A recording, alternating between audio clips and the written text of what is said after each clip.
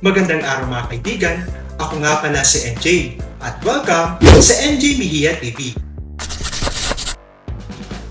Dito sa ating channel, pag-uusapan natin ang mga paksa may kinalaman sa kultura, buhay, at politikang pang-Pilipino. Kaya, kung interesado ka sa mga paksang ito, siguradong magugustuhan mo dito. Huwag na rin kalimutang i-like, share, at mag-subscribe na rin para sa ating channel. Ngayon, simulan na natin ang ating talakayan. Tara, samahan niyo ako. Narito ang mga tauhan sa Florante at Laura.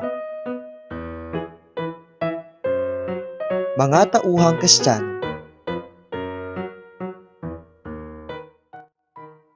Menandro, ang mabuting kaibigan ni Florante at naging kaklase niya sa Atenas. Nakapagligtas ng buhay ni Florante at siyang naging kanang kamay niya sa digmaan.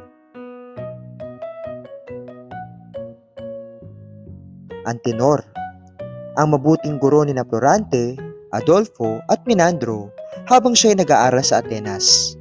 Siya ang gurong gumabay at nagturo ng maraming bagay kay Florante.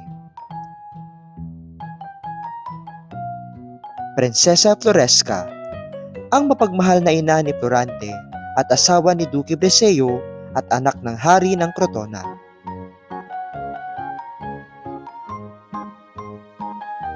Duque Brescio, ang butihing ama ni Florante at kaibigan at tagapayo ni Haring Linceo. Haring Linceo, ama ni Laura at hari ng Albania, makatarungan at mabuting hari. Laura, siya ay anak ni Haring Linceo. Siya ay magandang dalagang hinahangaan at hinagad ng maraming kalalakihang katulad ni Adolfo at Emir. Siya ang kasintahan ni Florante. Florante, ang anak ni Duque Brescio at Prinsesa Floresca. Siya ang magiting na general ng hukbo ng Albania at nagpabagsak sa 17 kaharian bago siya nalinlang ni Adolfo at naipatapon sa gubat. Conde Adolfo, nagbabalat kayong mabuti at maginoo, subalit isa palang taksil at naging kalabang mortal ni Florante mula nang mahigitan siya nito sa husay at popularidad.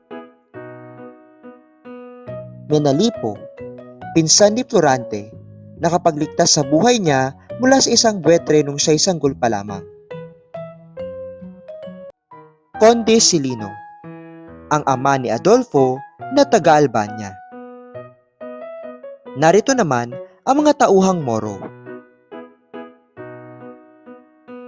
General Usmalik, magiting na general ng Persya na namuno sa pananakop sa Crotona subalit natalo at napatay ni Florante.